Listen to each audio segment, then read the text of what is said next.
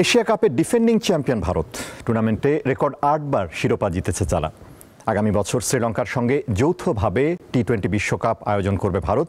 মূলত ট্রফি জয়ের লক্ষ্যেই দল গোছাতে চায় বিসিসিআই।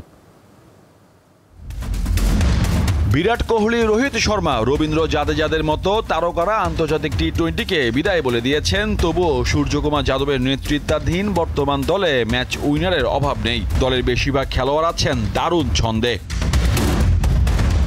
2024 সালে জুলাইয়ে ভারতের হয়ে সবশেষ টি-20 খেলা শুভমান গিল ফিরলেন এশিয়া কাপে। আইপিএলে রান বন্যা বইয়েছেন এই ওপেনার। এই জায়গায় টি-20তে ভারতের পাকাপোক্ত জুটি রয়েছে। অভিষেক শর্মা ও সঞ্জু স্যামসং ওপেনিং জুটিতে বিশ্বাসী বিসিসিআই।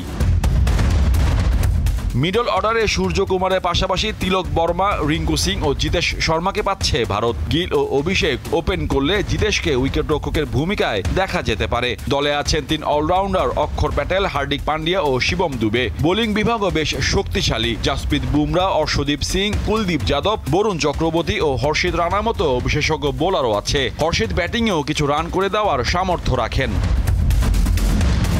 মাঠের লড়াই কেমন করবে ম্যান ইন ব্লুরা, তার চেয়েও বড় বিষয় দাঁড়িয়েছিল এশিয়া কাপ টুর্নামেন্টে ভারতের অংশ নেওয়া নিয়ে এক ধূম্রজাল। এমনিতেই চলছে ভারত পাকিস্তান দুই দেশের মধ্যে রাজনৈতিক বৈরিতা।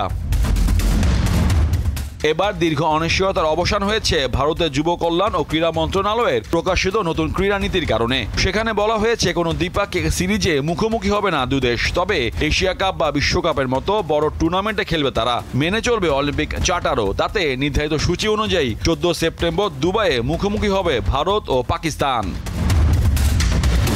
আগামী 9 সেপ্টেম্বর সংযুক্ত আরব আমিরাতে শুরু হবে এশিয়া কাপ। টুর্নামেন্টে অংশ নিতে 4 সেপ্টেম্বর দুবাইয়ে পৌঁছানোর কথা রয়েছে ভারতীয় দলে, কিন্তু খরচ বাঁচাতে ক্রিকেটারদের একই ফ্লাইটে পাঠাচ্ছে না বিসিসিআই। প্রত্যেকে নিজ শহর থেকে এশিয়া কাপের উদ্দেশ্যে যাবেন, যা ভারতীয় ক্রিকেটে বিরল ঘটনা বলে দাবি দেশটির গণমাধ্যমে।